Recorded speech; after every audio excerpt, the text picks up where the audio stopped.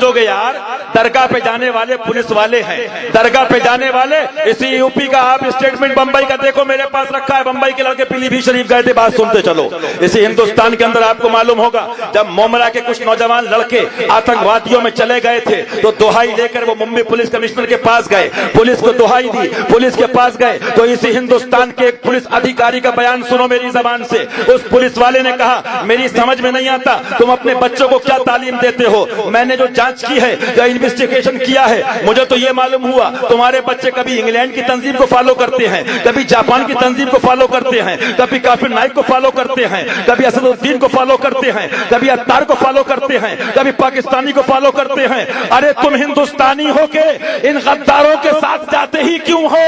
جب ہندوستان میں خواجہ ہیں، محبوب الہی ہیں، مخدوم علاء الدین صابر کلیری ہیں، اعلیٰ حضرت ہیں، وارث پاک ہیں، وہ ہندو ادھیکاری کہتا ہے اگر دیش کو اور ایمان بچانا ہے تو ولیوں کے پیچھے چلنا ہوگا۔ نعرہ تکبیر، نعرہ رسالت، وہابیات انبار، وہابیات انبار، پاکستانی تنظیمی دعوت اسلامی۔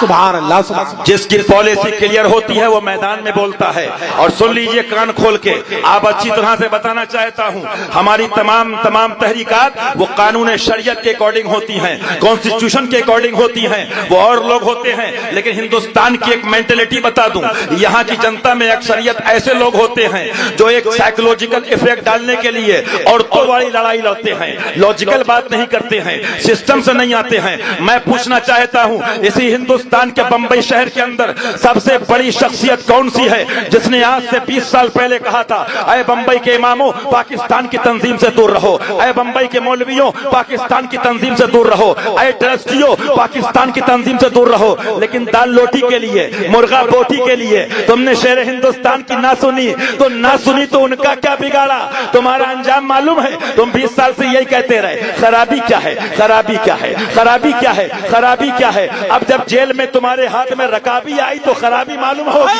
بہت دن تمہیں وہ دن آنے والے ہیں جو ہم نہیں میاں، کیونکہ دیش کے لیے، ایمان کے لیے ہم نہ جیل سے ڈرتے ہیں نہ بیل سے ڈرتے ہیں، لیکن ہم یہ کہتے تھے اور کہتے رہیں گے ہندوستان خواجہ کا ہے، ہم خواجہ کا ہے۔ نعرہ تکبیر، خواجہ کا نعرہ لگائیں گے، خواجہ کا نعرہ لگائیں گے، سنیت کا کام کریں گے۔ لہٰذا میں اتنی بات کہنا چاہوں گا اور آپ کان کھول کے سن لیجیے اچھی طرح سے۔ ابھی ہندوستان کا میرا دورہ ہوا، یوپی گورنمنٹ کے کچھ IAS ادھیکاریوں نے مجھ سے پوچھا اور وہاں کے ڈسٹرکٹ مجسٹریٹ نے کہ صاحب علی گڑھ کے لیے آپ لوگوں کا کیا کہنا ہے؟ ہم نے کہا جو بچے ان کو بھی جیل میں ڈال دو،